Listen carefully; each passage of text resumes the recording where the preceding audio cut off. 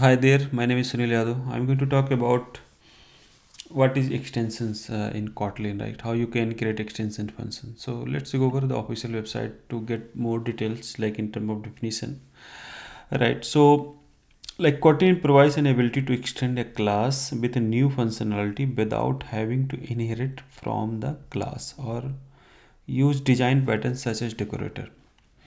Like if you want to give some extra feature with that class, to add some additional methods with that class, so you can do that right through the extension. So this is done by a special declaration called extension. For example, you can write new function for a class from third party library that you can't modify, right? Such functions are available for calling in a usual way, as if were method of the original class. So this mechanism we call extension function. Basically, if you have some third party library class, right, and if you want to add some additional functions, right, so you can do that, right, without modifying their library, because you can't modify that is library, right? So there are also extension properties that let you define new properties for existing classes as well. So so many details are here is provided, but I'm not going to cover right away. Might be in some other session I will cover it, but just in short term notes I'm going to cover just a small thing. So suppose if I want to do the uppercase basically, so how we can do, just say hello Kotlin, right? So suppose I have this string. So generally if we want to print uppercase, how we can do that string case. So this is the method we have in string class basically. So if we can do to uppercase and run it, right, we can see it going to be run, right? So we can say hello Kotlin, that perfectly working, and this is the method defined here. So if you go to method implementation, so we can see this is inline function, right, and declare as an extension method. I can say string dot uppercase, and we can say this as a Java string to Java language we are using method, right, to uppercase. So again we are using Java libraries here.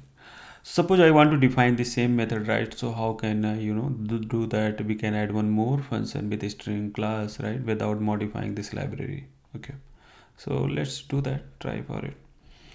So let's create method, right? So generally we write method, right? So how we can do that to take uppercase? So we can say function, right, that going to take one parameter.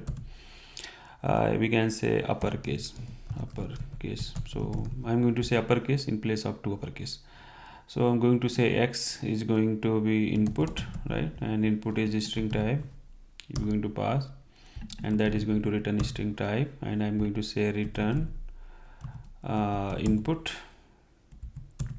to uppercase, right? Simple.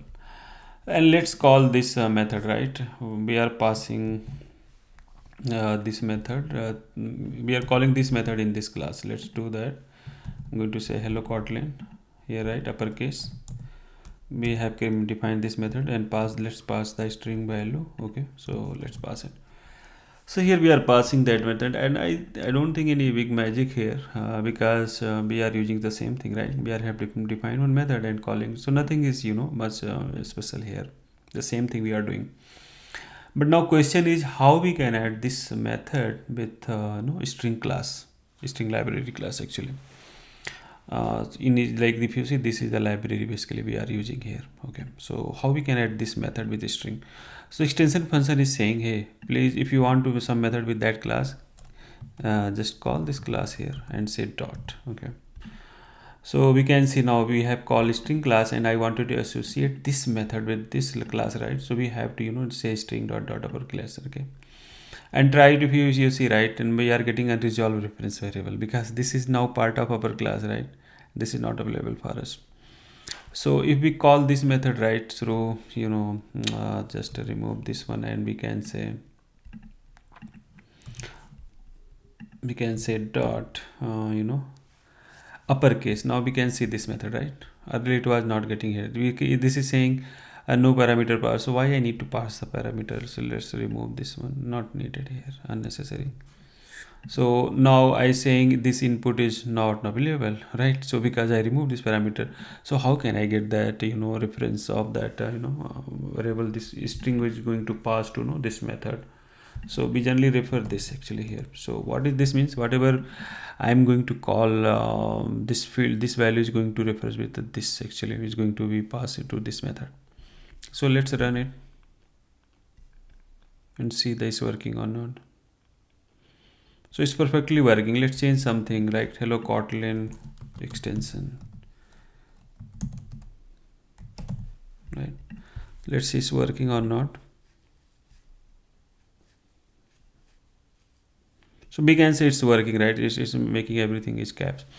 So this way, right, Kotlin extension really good feature, and I have seen so many libraries like we have used, right, and we have seen so many libraries in Kotlin, we are using it.